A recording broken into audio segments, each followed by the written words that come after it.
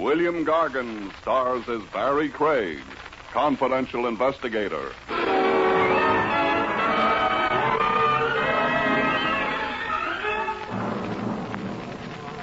Murderers rarely have many friends. People can't keep up with them. You see, folks, they set such a killing pace.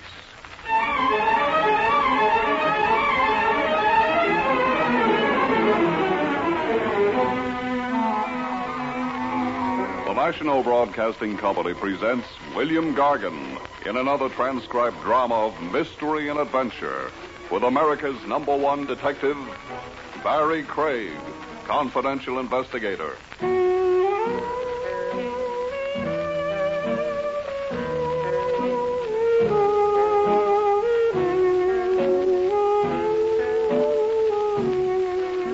Barry Craig speaking.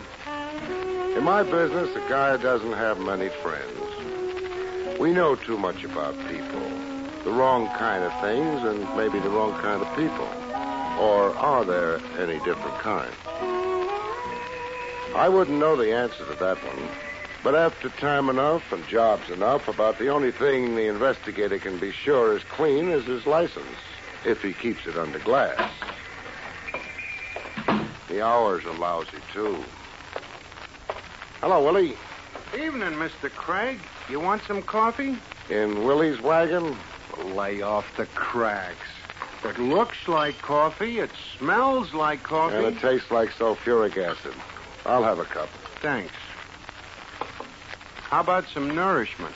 I'll have a couple of donuts instead. A couple? What do you think I am, a weightlifter? Just watch your teeth working on them. Hey, you on a job? No. Well, then what's keeping you up this late? Your coffee, mostly. You didn't have any before you walked in here. I can dream, can't I? Besides... Yeah? I felt like company. Private Eye gets tired of his own thoughts pretty quick. Why don't you quit thinking?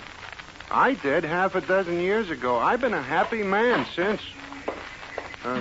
Business. What'll it be, Bud? Does it have to be anything? I seen one of those before. Back up. Against the wall, huh? Sure. Hold it, Craig. The personal touch? Just sit there. Work on your donuts and coffee. I eat just as well without a gun. That's to keep you quiet, not stimulate your appetite. Thanks for explaining. Why do I have to be quiet? I want it that way. Uh-huh. This Keep Craig Quiet week? Yeah. I just passed the resolution. In a little while, I'm going to get sleepy. Don't let it bother you. My point is, do I have to be quiet only in Willie's wagon, or can I go be quiet at home? Craig. Yeah? I tried for you at your office first. The elevator man told me you'd probably be here. Jake's a prophet. Anybody else comes calling for you, the elevator man will tell him the same thing. You make it sound like a procession visiting Craig at midnight. Business isn't that good. Not a procession. One customer. You could give him a name? Sure. And when he gets here, what happens? I discourage him about consulting you. You reason with him? I discourage him. Hey, Bud, how about me sitting down? You got a seat back at the counter? No, but there's one in the kitchen. Also a telephone? I ain't checked recently. Keep leaning against the wall. This customer of mine, suppose he looks in here before he pushes the door open. So? He'll spot you. That's all right. Look, if I'm going to stay awake, I'll need more coffee. You? Yeah? Mr. Craig wants some more coffee. Okay. There's your coffee, Mr. Craig. Thanks. Well, that's an awful slow client I'm supposed to have. He'll be alone. Maybe you frighten him off tonight. What happens tomorrow?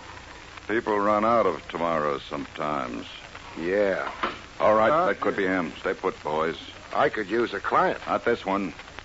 He won't be any use at all. Too bad. Hey, Willie, what'd you put in this cup? Huh? Tastes more like concentrated lye than coffee. Shut up. It's an insult, not coffee. Here, you try it. It was hot, wasn't it? I'll take the gun now. What the... Those shots came from the door. Yeah. Car took the corner on a couple of wheels. Couldn't spot the license. That guy's bleeding all over the floor. Yeah. Well, he'll stop in a little while, Willie. No more blood. Yeah? Yeah, his heart isn't pumping it anymore.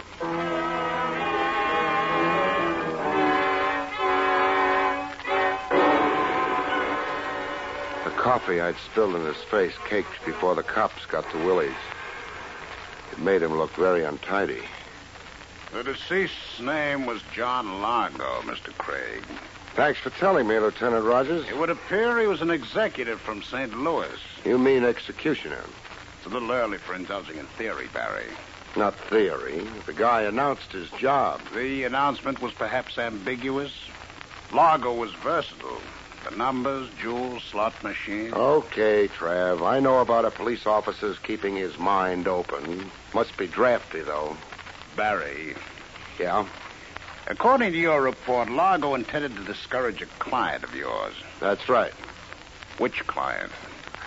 A client who hadn't hired me yet. But who had indicated he might. Trav, all these questions will maybe look good on a report, but I've told you all I know. I'm not happy about it. Well, maybe if I'd gone to college like you, I'd know more. The way it is, Now, you mustn't hold that college degree against me, Barry. I forgive you. Any psychiatrist will tell you it was my mother's fault. But I've got to bring something in for the captain. Isn't a fresh corpse enough?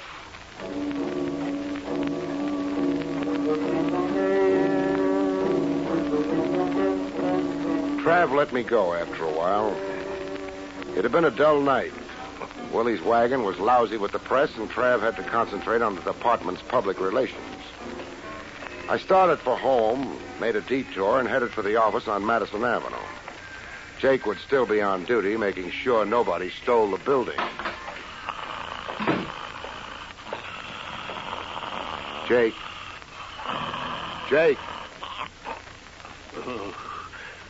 Any cow wants to get milk, she can come to me. I ain't going out in the middle of the night. Jake, you're not on the farm anymore. What? Oh, too bad. You should have stayed up in Vermont. No, I got tired of it. Why? Too close to New Hampshire. I've been kind of expecting you. Yeah, I noticed your wide eyes.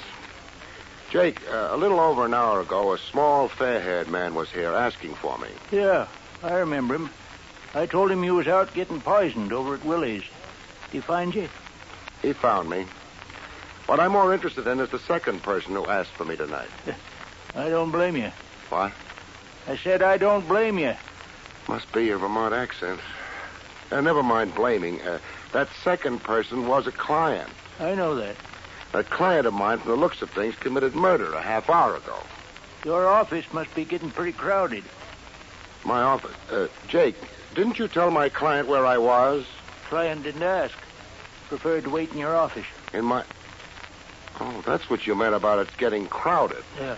But the murder didn't take place in my office. Not the one I'm talking about, anyway. That's nice. Makes less work for the cleaning women. But in that case... Never mind. Take me upstairs. Yep. Going up? Where else would I be going? I don't know. Them's my instructions. Always ask the passenger which direction he's going. Jake, what kind of a man was he? Who's that? The one up in my office.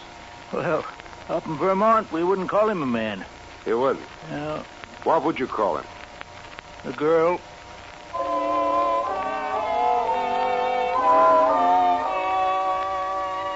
This wasn't my night for appearing smart. I stared at Jake with my mouth open until we reached the third floor. By that time, I managed to get it shut. Jake went back downstairs. I went down the hall to my office and went in. And discovered that we'd call her a girl in New York, too. Mr. Craig? Yeah?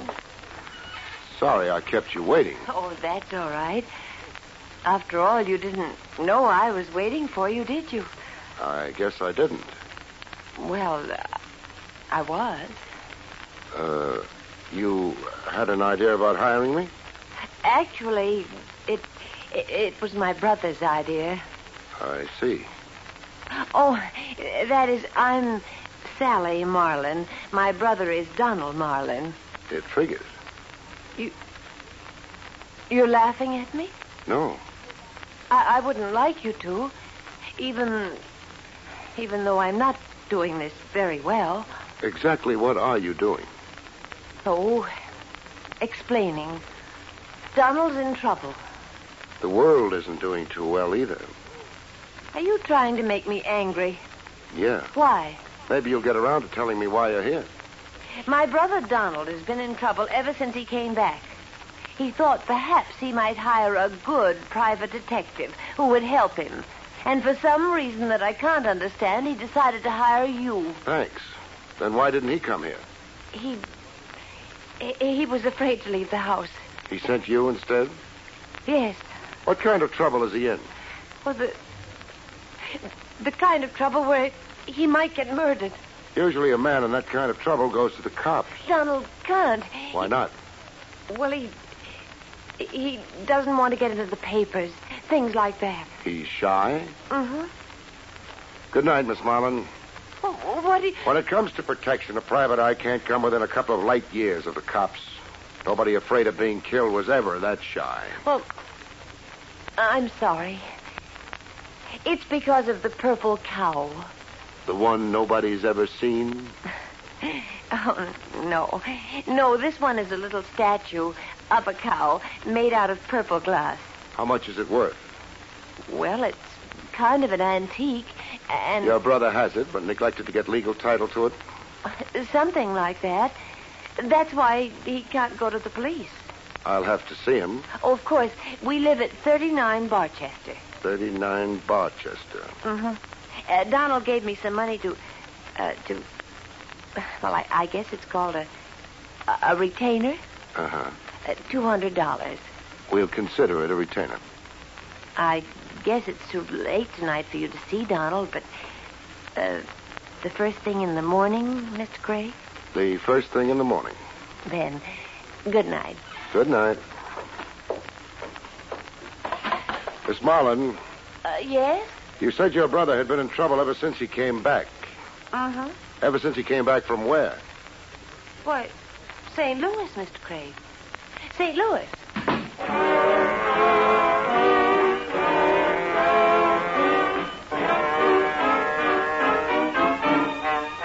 The dead Mr. Largo had also been from St. Louis.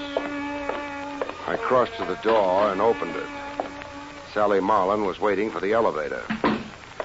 Jake would have his troubles waking up. The elevator would have its troubles climbing all the way up to the third floor. I used the back stairs. By the time Sally Marlin would make it to the lobby in the street, I ought to be ready for her. In my car halfway down the block. I was. She used a cab. And we went riding.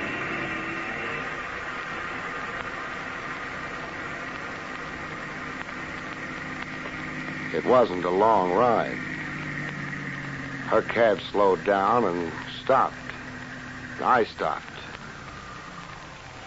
She paid the cabbie off and went inside. The cab scrammed. I started up.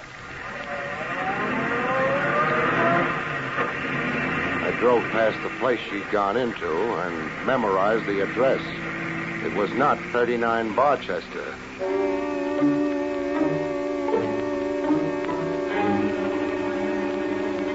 "39 Barchester was way over on the side of town. Maybe Sally Marlin had stopped off at the other address for a drink. You can get drinks at the Club 44, not to mention a ringside seat at a roulette game, a hand at poker, or a thug for hire. Maybe Sally Marlin had been thirsty. I didn't stop at 39. A man in a creased hat and a bulging overcoat was trying too much to look like the local scenery. I cut around the block and wondered. There'd be an alley leading to the back of 39 Barchester. There was. There was a man there, too, making like an ash can. I parked on the next block and took a walk. I was going to have trouble visiting my client. I decided to have trouble in the alley. More privacy than out front. Hey, Bud. Huh? Got a match? Sure. Thanks. Forget it. How's life among the ash cans? Huh? Kind of cold, isn't it? It ain't warm. You'll be glad to get back to the club. No, I ain't kidding. Well, what are you waiting for? Cochran sent you. What do you think? Yeah, but he didn't say nothing about pulling me out of here. Hey, wait a minute. I seen you before. Is that supposed to be a big surprise? I seen you before. Your name's Craig. Word gets around. You're a dick, a private dick. Says confidential investigator on my door. You don't need a gun. Keep your hand away from... Wise guy, Not tonight, you won't.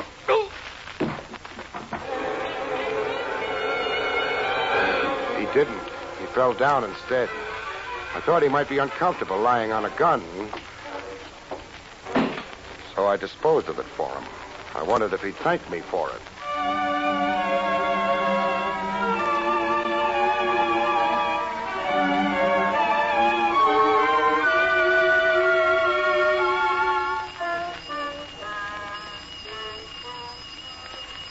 Who's there? Craig. Say it again. Craig. You want me to wake the neighbors? Listen. I'm gonna open the door slow. I want your hands in front of you and clean when I do. Okay. Otherwise, I start shooting. Hold it. Yeah. Come in. Thanks. I have to be careful. Sure. Sit down. Thanks. Man with a purple cow can't be too careful. What's a purple cow supposed to be? Something you find in St. Louis, the way I heard it. Just making sure Sally got to you. She got to me. She's a good kid. Uh-huh. Marlin, Yeah? I could stand a little more information. For example, how did you get the purple cow in the first place? A friend of mine handed her to me. He ran an antique shop in St. Louis. Just gave it to you? Sure. Thing isn't worth more than a couple of bucks. And that's when all your trouble started. That's when it started. You could have yelled for the cops. Sure I could have, but look, first of all, there were no witnesses around when I got that cow. Second, I didn't know what importance it had. Not until after I left St. Louis. Why didn't you get in touch with the man who'd given you the cow? I tried to. And? Found out somebody had pumped him full of lead. This friend of yours had a record? Yeah, and that was another reason I wanted to stay clear of the police. He'd been a fence. What kind of stolen goods did he concentrate on? Jewels, mostly. Is that the cow up on the mantelpiece? That's the cow, all right. I know what you're wondering, but no dice. It's made out of glass. I had it appraised. Maybe it's hollow. It's hollow. Nothing in it either. You know a man named Largo? Largo? Small, fair-haired man. Comes from St. Louis. No, I don't. Why? Oh, nothing important. You figuring on going out tonight? No. That's good. You'd have company if you did. What kind of company? A couple of hoods. Front and rear of the house. Hoods. That's the kind of thing I mean. Why are they after me? On account of a hunk of worthless glass? I don't know yet. Maybe I'll go ask some questions. Oh, these hoods, Marlin. Yeah? Work for a man named Cochran. Name mean anything to you? Sure. That's the man my sister's going to marry.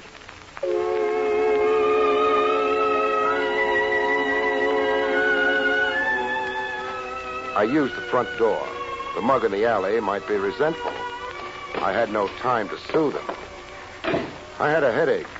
I wanted to go home and kill a couple of beers and sleep. Marlin was safe for the night. So was the cow. No reason why I shouldn't go home. Maybe that's why I didn't go home.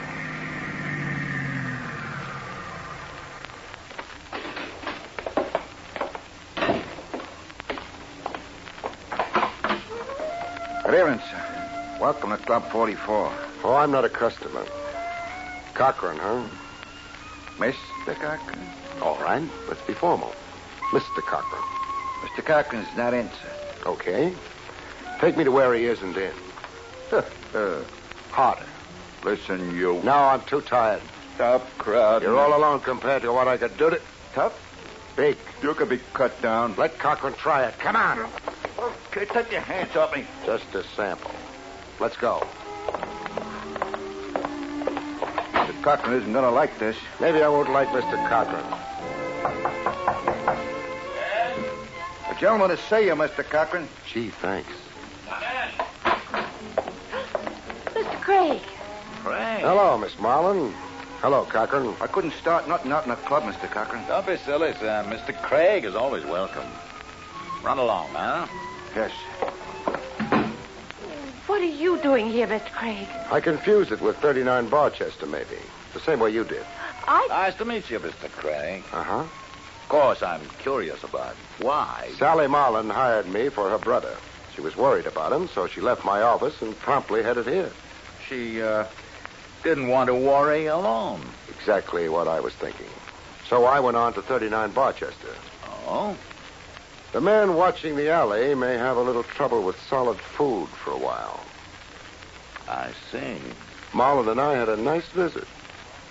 Then you know about Sally and myself. Sure. I also know you put those men on Marlin. To protect him. Then why do you want me? I didn't know that Mr. Cochran would be able to help my brother. You did say help? We've had a lovely conversation. I think it's over now. I think it isn't. You must have a reason. I was hired to do something about the trouble Marlin's in. And you're doing it here? Let's say I'm trying to. I hardly appreciate your sweaty efforts. But you're the one who's sweating. Know a man named Largo Cochran?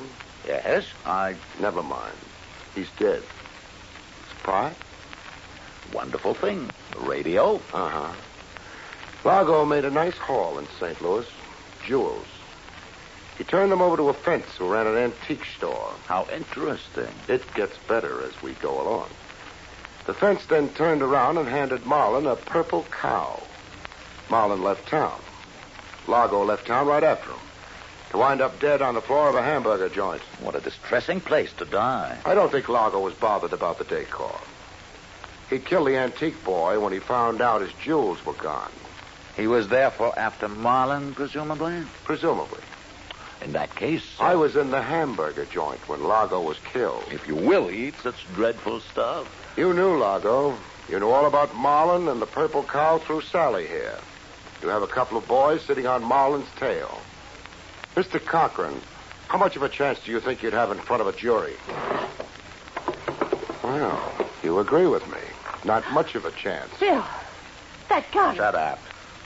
What Mr. Craig has forgotten is that he's the only one outside of ourselves who knows all these things. So? I have no intention of being brought before a jury. There's a pretty well-known road paved with intentions, Cochran. I'm not traveling as yet, Craig, but I rather think you are. Keep your hands still.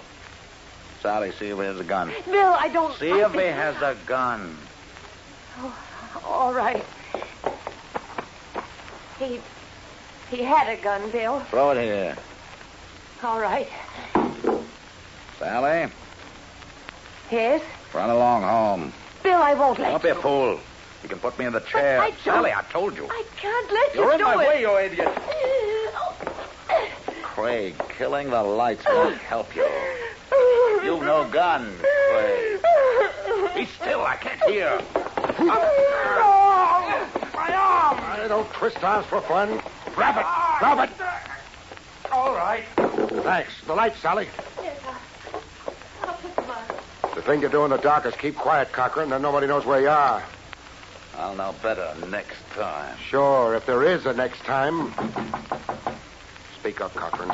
I'll feed you the answers if it's your boys. Who? Who's there? Lieutenant Rogers, homicide. What do you know? Come in, Trav. Oh, Lieutenant Rogers, and hello, Marlin. Hello. Donald. I decided to yell for help to the cops. About time, too. After you left me, Craig, I began to worry. About those men watching the house, keeping me tied up, waiting. Now, take it easy. I'm all right. I worried about you, too. I knew you were coming here. Thanks. And about Sally. I didn't want her to commit herself. This is ridiculous. What is, Cochran? The insinuation that I But I killed Largo. That why Craig was holding a gun on you? He thought he was mistaken. Barry? He might have killed me, Trav. A very solid vote of confidence. One thing bothers me. A modest man. That's because I never went... Barry. Okay, I'll save it. The thing that bothers me is, how did Largo find out Marlin was going to hire me? Seems like a fair question. Would anyone here like to answer it? Maybe we can throw a couple of possibilities out. Marlin wouldn't have told Largo for a lot of reasons. Among them, the fact that Largo was gunning for him. Marlin, therefore, didn't. Would Sally? I never even knew this Largo. A reasonable reply. You're accepting it, Barry? Uh-huh. That leaves us Now, with... wait. Perhaps I did tell Largo something about it. You found out through Sally? That's true. Oh, Bill. I'm sorry, darling, but you see, I've known Largo for a long time. When Largo told me he was after your brother, I thought perhaps I might discourage him. It's an explanation. You like it, Barry? Not much. Cochran told Largo because he hoped Largo would kill Marlin. Oh, no. Only reason it means anything. Then Cochran might inherit the purple cow. But the purple cow's worthless. That can wait till later. Sally, you told your brother that you'd mentioned the business of hiring me to Cochran. Why, I guess so. I demand a lawyer. You'll get one, and a jury. You know something, Trav? Something like what?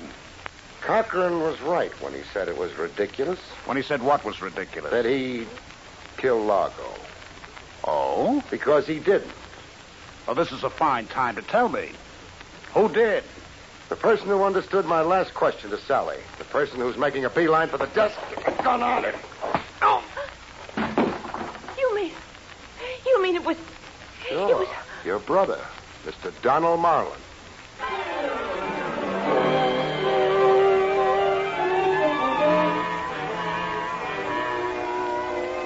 Mr. Marlin was very silent after that. It didn't take long to book him. Cochran didn't bother going along for the ride, but Sally did. That's that. Sorry, Miss Marlin. Well, I've always known Donald wasn't very... Barry, Yeah? before the DA embarrasses me, suppose you tell me why I've locked him up? Sure. He was the only possibility who didn't know Largo. I refuse to stand here and feed you questions.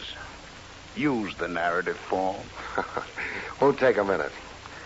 Largo, back at the hamburger joint when he was waiting for my client to show up, said he wasn't worried about being spotted before he could kill him. That meant my client didn't know Largo. It was Marlin's idea all along to kill Largo and implicate Cochran for the killing. But for a purple cow? You've got Marlin's keys. One of them must be for a safe deposit box. The boys are already checking. Nice work, Trav. Now, once you pointed a finger at Marlin, I realized that he was the only source for the purple cow fantasy. Actually, the antique store fence in St. Louis must have slipped the jewels to Marlin in an effort to defraud Largo. So Marlin invented the purple cow as a red herring? We're getting our colors mixed, but that had to be the idea. Yes. Good night, Mr. Craig. Good night, Miss Marlin. I can't think of a last line. Well, I can't either, but... Oh, you've been sweet, Mr. Craig. You never suspected me. Does there have to be a last line? No. Good night, folks. See you next week.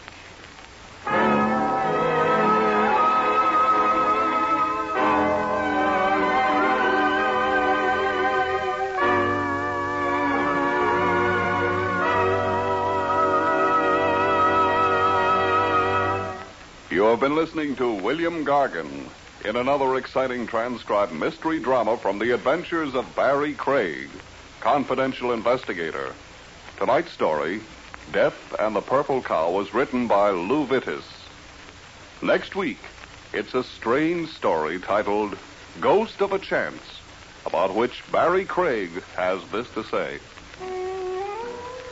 In next week's story, a man comes back from the dead to haunt a wife who's been dead almost as long as he has, in an insurance scheme that almost, but not quite, cancels out yours truly. See you next week, folks.